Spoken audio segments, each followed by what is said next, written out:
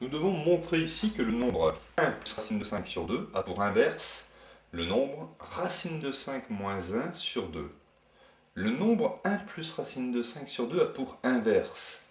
Donc je vais calculer l'inverse de ce nombre, c'est-à-dire l'inverse de cette fraction, ça sera 2 divisé par 1 plus racine de 5.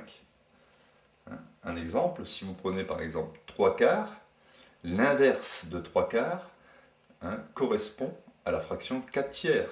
Si vous prenez par exemple le nombre racine de 2, l'inverse de racine de 2 s'écrit 1 sur racine de 2. Donc ici, j'obtiens ici cette fraction. Je vais multiplier par l'expression conjuguée 1 moins racine de 5, parce qu'ici j'ai 1 plus racine de 5 au dénominateur et au numérateur. Je vais développer. 2 fois 1, ici ça me donne 2, moins 2 racine de 5, divisé par a plus b, facteur de a moins b, j'obtiens a au carré, moins b au carré. Parce qu'ici a c'est 1, et b c'est racine de 5.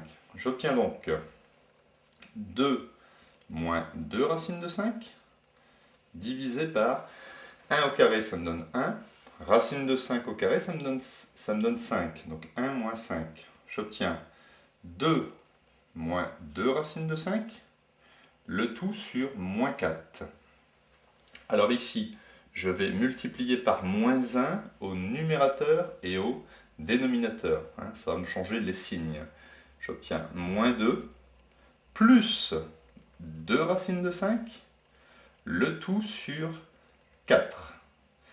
Et j'ai le droit ici de diviser le numérateur et le dénominateur par 2. Je vais donc obtenir moins 1 plus racine de 5, le tout, 4 divisé par 2, ça fait 2. Je pouvais diviser par 2 parce qu'ici j'ai un 2, ici aussi, et ici j'ai un 4, des nombres pairs. Donc, j'ai bien réussi à montrer que l'inverse de cette fraction était égal à racine de 5 moins 1 sur 2, donc racine de 5 moins 1 sur 2. Avec ici le passage par la multiplication au dénominateur et au numérateur par l'expression conjuguée du dénominateur.